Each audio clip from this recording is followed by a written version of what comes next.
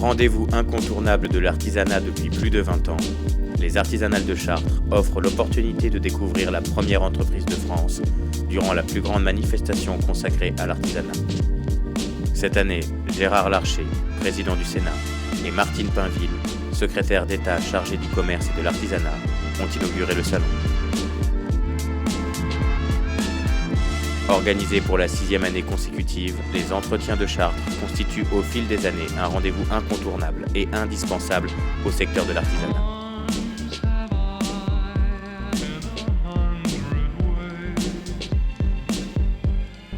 Le pavillon bâtiment met en valeur les techniques et matériaux de construction.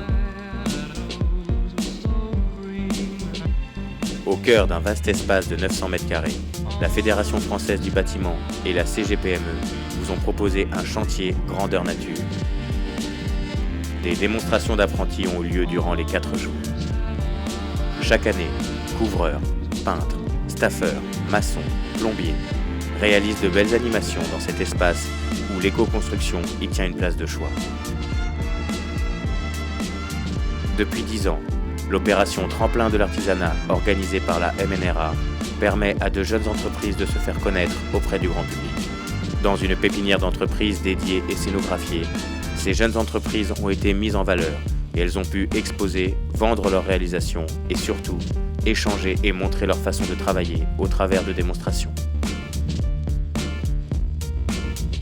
La MNRA permet à des artisans de tout secteur de faire reconnaître leur savoir-faire, d'augmenter leur notoriété et de valoriser leurs produits et services. Décernés par un jury de professionnels, les trophées MNRA de l'artisanat sont la signature des Artisanales de Chartres.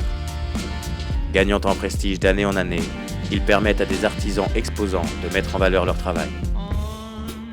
La remise de prix a eu lieu comme chaque année lors de la soirée de gala des Artisanales de Chartres.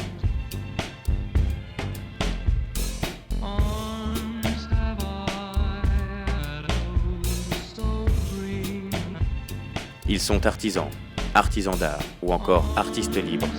Tous ont associé leur imagination et leur savoir-faire pour vous proposer des pièces uniques. Vous avez découvert des métiers oubliés et des savoir-faire extraordinaires grâce aux démonstrations proposées par les artisans et leurs apprentis.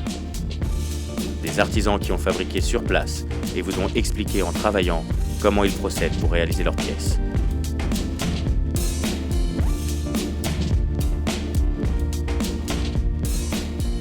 Point d'entrée des Artisanales de Chartres. Le stand de la Chambre de métier de l'artisanat d'Eure-et-Loir vous a orienté, informé et accompagné durant tout le salon.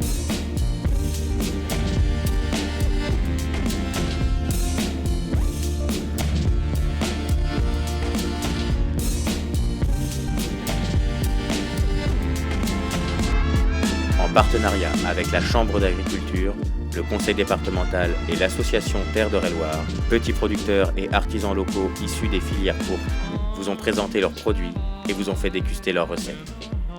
Alors nous on vient de Loussoa, un petit village du Pays Basque. Nous sommes la biscuiterie basque, donc on présente nos spécialités basques sur tout ce qui est gâteau basque, macarons, financier et touron basque. Tout ce qui est fait ici est fait chez nous-mêmes, à la main, de façon artisanale.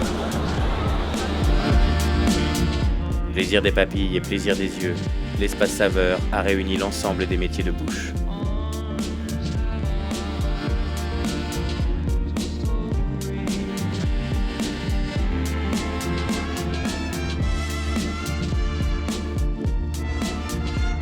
Au fil de votre visite, vous avez pu découvrir des saveurs sucrées, salées, ainsi que la diversité des produits régionaux.